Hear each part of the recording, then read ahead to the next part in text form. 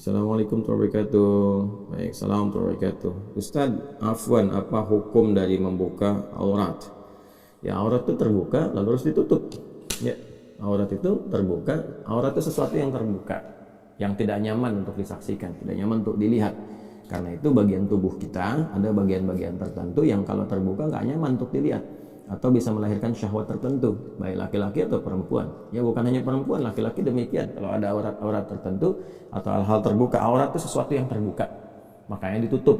Ya, tutup aurat itu, bisa jangan terbuka, tutup aurat itu. Yang kalau kemudian dia terlihat terbuka, maka ada dua kondisi. Satu, menyebabkan tidak nyaman untuk dilihat.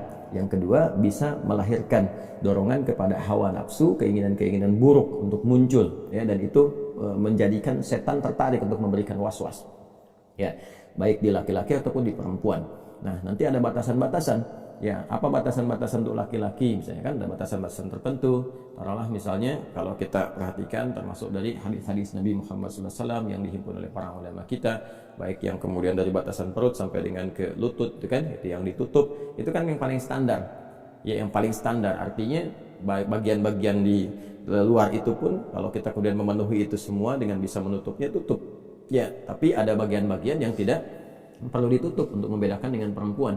Ya, misalnya aurat-aurat tertentu dari leher ke atas ke sini ke kepala, kan nggak harus bagi laki-laki menutup, ya, dan tidak ada ketentuan untuk membedakan laki-laki dengan perempuan di situ. Maka tidak layak laki-laki menggunakan kerudung atau laki-laki pakai jilbab, itu kan bagiannya perempuan, kan. Nah, karena itu bagian-bagian tertentu di aurat-aurat itu, satu tadi yang saya sampaikan, kalau terbuka orang tidak akan nyaman melihatnya. Ya, makanya kan laki-laki juga kalau pakai celana misalnya, kan coba ada laki-laki pakai celana di atas lutut misalnya, kan dari paha agak naik ke atas, celana minim itu kan, atau ada orang menyebut sekarang celana monyet gitu kan, padahal monyet juga nggak pakai celana itu gitu ya. Nah, ini Anda bisa bayangkan bagaimana kalau ada laki-laki jalan-jalan ke mall, jalan-jalan di pasar dan sebagainya pakai celana begitu, kan jadi tertawaan orang gitu kan, dan tidak nyaman untuk dipandang. Maka tutup, pakai celana di bawah lutut, ya. Nah, itu ciri khas untuk laki-laki seperti itu, ya.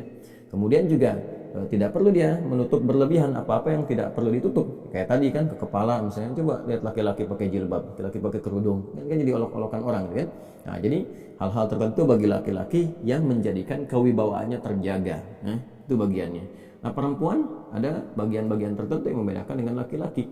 Karena bagian dari tubuh perempuan itu sebagian besarnya adalah aurat. Maksud aurat itu apa? Aurat itu maksudnya ketika dia terbuka itu berpotensi dua hal tadi. Ya, satu, ada bagian-bagian yang memang ketika terbuka tidak nyaman untuk dipandang.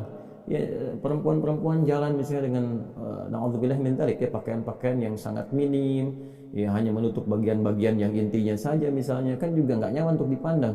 Ya, naik angkot pakai pakaian yang demikian kan orang juga nggak nyaman, kan.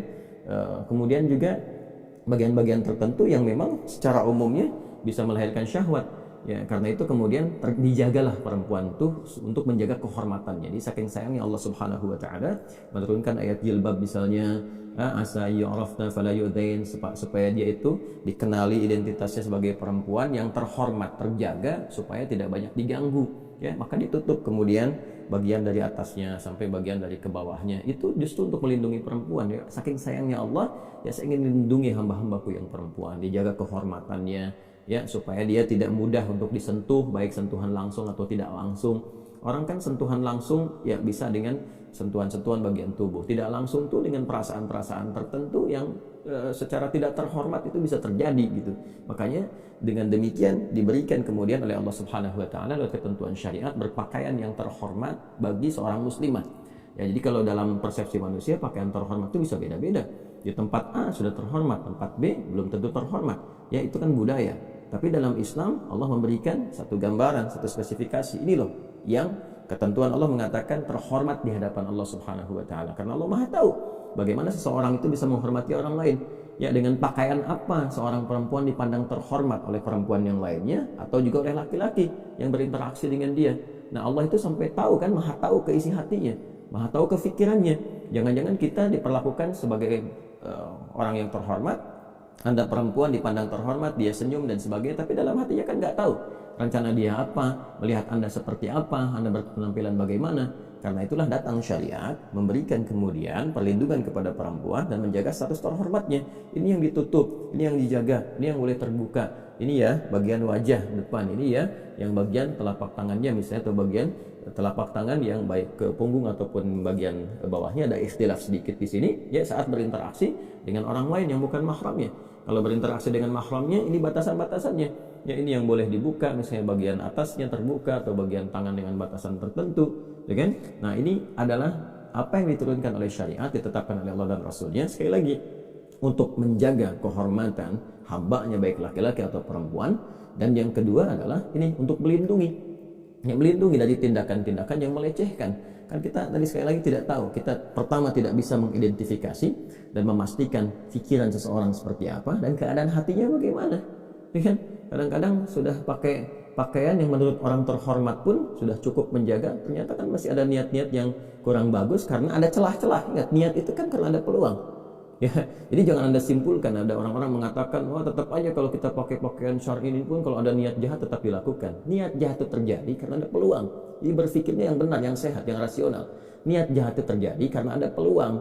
Peluang itu hadir karena ada kondisi-kondisi yang mengakomodir itu. Nah, itu yang ditutup dalam agama. Tutup itu, jangan berikan kesempatannya sehingga diminimalisir itu terjadi. Ya, nah, itu yang dimaksudkan dalam ketentuan syariat. Jadi nanti akan banyak turun ayat-ayat ya, baik di surah An-Nur misalnya atau nanti di surah Al-Ahzab misalnya ya, bagaimana Allah Subhanahu wa taala memberikan satu ketentuan-ketentuan baik bagi laki-laki ataupun khususnya bagi perempuan yang memang bagian-bagian dirinya itu ya ditampilkan oleh Allah Subhanahu wa taala dengan keadaan yang indah dan keadaan yang terhormat untuk tujuan-tujuan dan hikmah-hikmah tertentu. Nah, jadi jangan sampai tertukar. Ini yang kadang-kadang terjadi dalam kehidupan dan kita berlindung pada Allah Subhanahu wa taala supaya tidak terjadi hal yang demikian. Nah, kadang-kadang ditemukan misalnya perempuan-perempuan yang bahkan laki-laki pun tidak melakukan itu. Ya, laki-laki kan saya hampir tidak pernah menemukan ya. Ada laki-laki misalnya jalan-jalan di area publik ataukah di pasar-pasar, di mall dan sebagainya pakai pakaian-pakaian minim. Ya, laki-laki misalnya pakai pakaian celana di di atas lutut ke paha naik. Saya nggak pernah temukan tuh yang begitu laki-laki. Ya, jalan-jalan ke mall dan sebagainya nggak pernah mau dan nggak pernah ada yang demikian. Maka jangan sampai perempuan melakukan yang bahkan laki-laki pun nggak melakukan itu. Ya, jangan sampai terjadi dan semoga pandangan kita ditutup dari yang hal-hal yang demikian.